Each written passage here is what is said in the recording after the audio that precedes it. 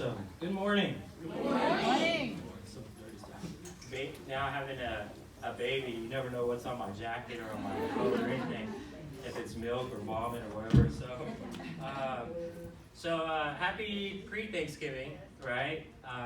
Or what do y'all call it? Friendsgiving? Friendsgiving. Okay, Friendsgiving. I like that. Well, we want to just welcome you all here, and we're appreciative that the leadership was able to invite us over as well, and to be able to spend this time with y'all. But they asked me to share a few words, and I think what's good to talk about is really a little bit about what our company is geared up to do during this holiday season. And I know today we have a lot of friends and family that's invited who might not know what we do. And I hope that sometime you do take the time, even if you're not old enough for the kids and you don't know what we do, but it's good to just ask mom and dad or uncle and aunt or your friend, whomever that brought you here, to really understand what we do as a company. And what we do as a company is we help people understand more about their financial well-being. To many people, that doesn't seem like a big deal, but as you all know, our world is controlled by money, because if you have to wake up and go to work and you don't want to, then you have to ask the question is that, why do you wake up and go to work? And at the end of the day, we always have to have, the world does revolve on a simple tool called money, but it depends on if we let money control us or we control money.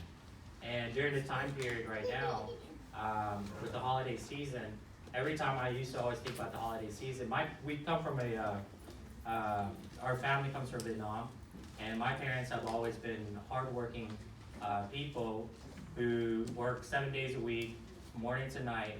When we first came to America, they had a sewing business, and now they own nail business. And every time I think of the holidays can be a very joyful time period for many, but at the same time can be very a lonely time period, and also a sad time period for some. And for me, the holidays was always one of those time periods where my parents worked all the time, and we never spent time like Thanksgiving and Christmas, because my parents would work usually on that day or half the day. And so I've always told myself when I got older is I always wanted to build a company or be in a business that I'm involved with, where I can impact people's lives, and at the same time I could change the course of my family's life, be able to help people work, and also be able to have that time for my family. And you're gonna see is that even though you're gonna see like some of your family members that are here today that's involved with our company, or your friends, you're gonna see them always working or talking to people about what we do during the holiday season. You're probably gonna be thinking, when do you ever check yourself out? How come you have to talk to somebody about financial solutions, or talking to them about making money in our business? Why do you always have to talk and work during the holidays? And I want to share with you is that for me, I never thought that during Thanksgiving break or a Christmas break that I was going to be working. Because when I was younger, I always thought to myself that I don't want to be in my parents' shoes, and I always wanted to make sure that during these periods of time, I take 2 weeks vacation off, or I take some time off or whatnot. But what I've realized is that most of the time that you feel that way is because you haven't found what you enjoy or what you love to do. And here, with our Infinite company, I've been in the industry now 16, 17 years, and we started our company last year. I enjoy doing what we do here every single day, and you're going to see a lot of the leaders the same way. And we call our company the People's Company, because we truly believe into the people. And when you truly believe into the people, you always have to have the mindset that you always want to help people with whatever you're trying to help them with. And the reason you see a lot of our leaders, they're very passionate, enthusiastic, to have these kind of gatherings, because we love being around people, because we love engaging into the conversations about, we love engaging conversations about how's your future going to look like? How's your college education going to look like for your kids? How's your retirement going to look like?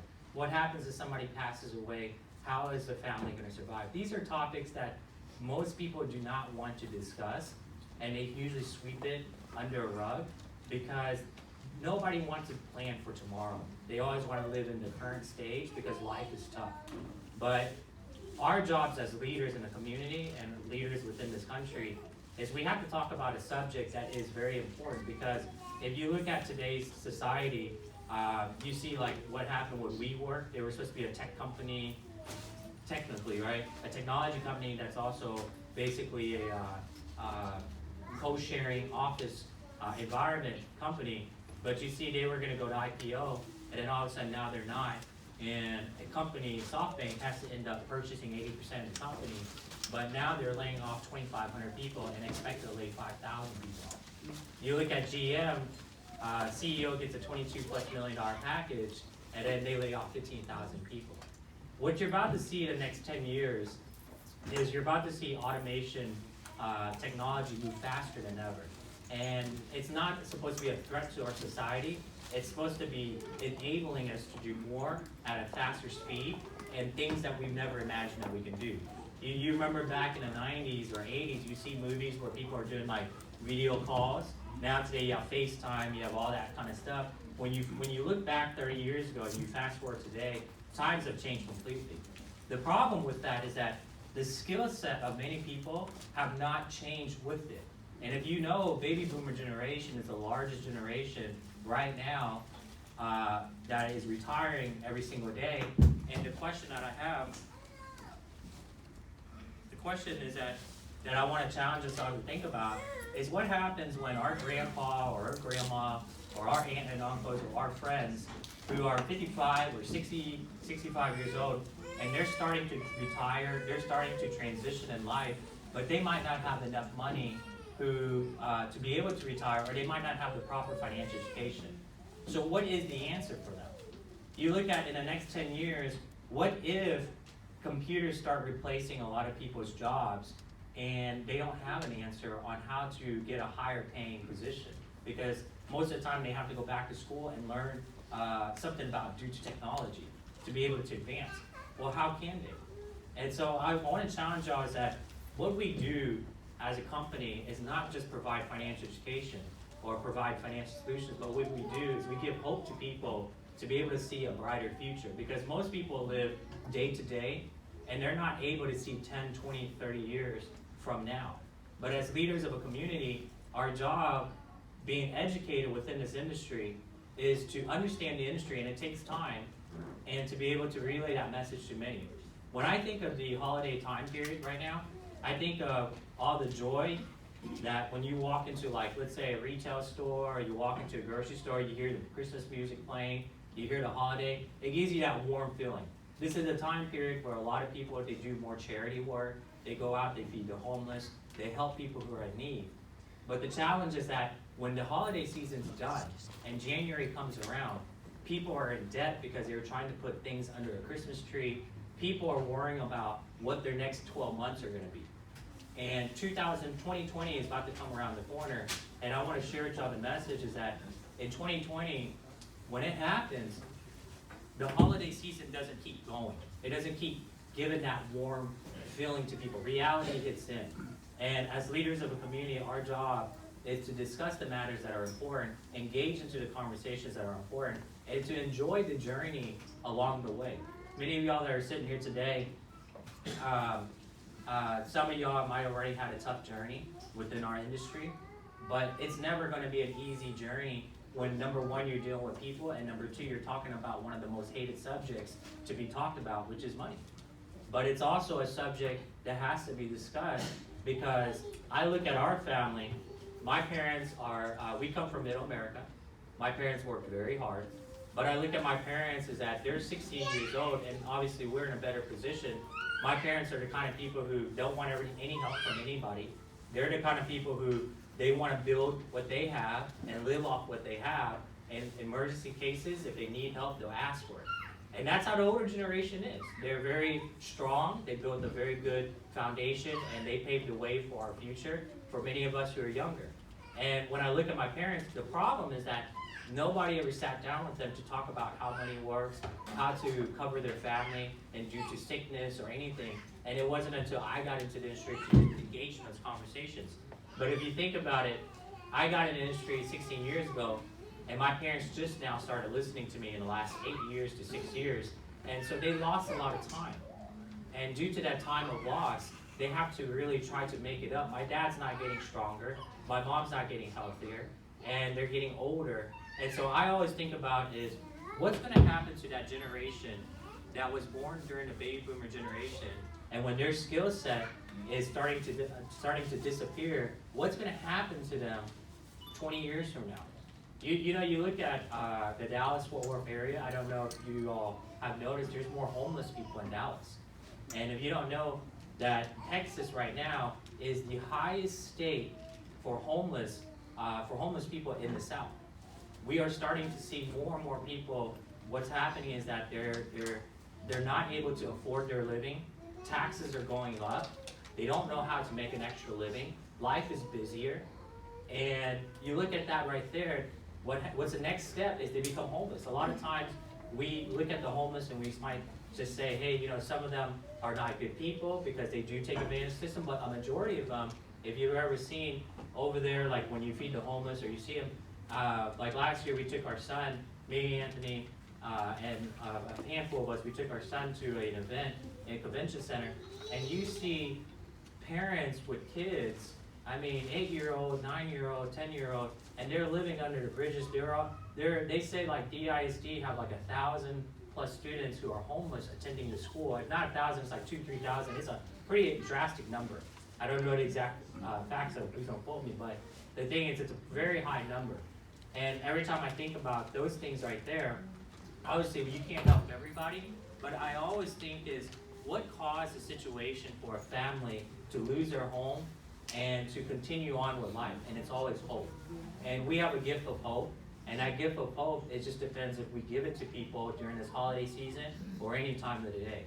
And many people don't understand our model, and it's our job to be patient as leader, to engage the conversation, to be patient with them, and to help them understand our journey.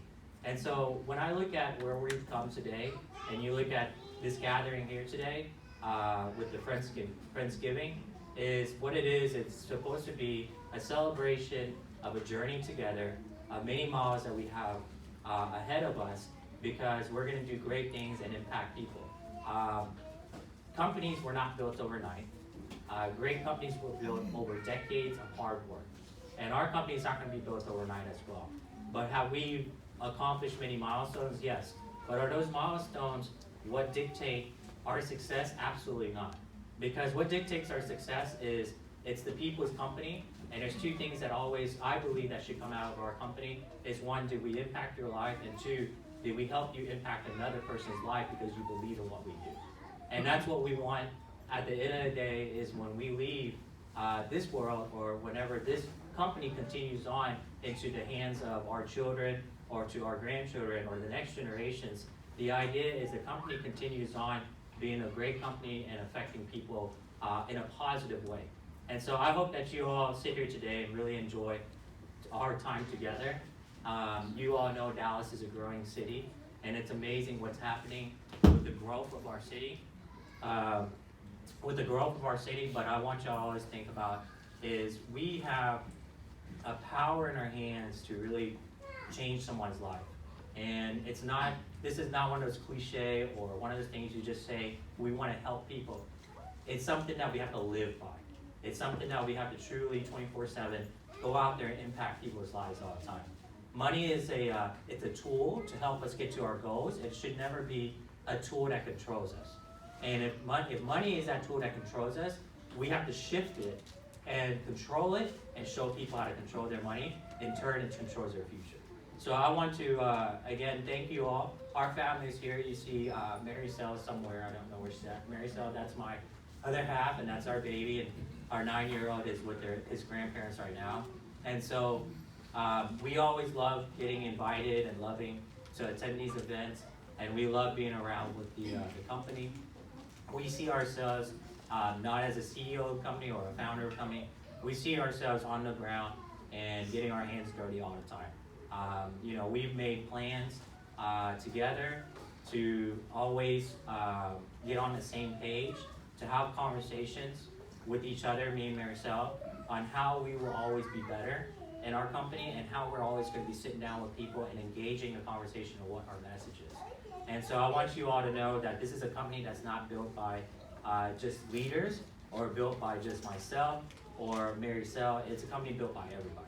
And we appreciate, truly want to say thank you for being here today, and also for really relaying this message to your family and friends and inviting the ones that you care and love to be here. And I want the ones that are invited here today to know that you mean something special to them, for them to invite you here because they want you to see the big picture of what they're trying to achieve, what they're trying to accomplish, and what our company is about. So guys, I appreciate y'all. Thank you for your time and enjoy your life.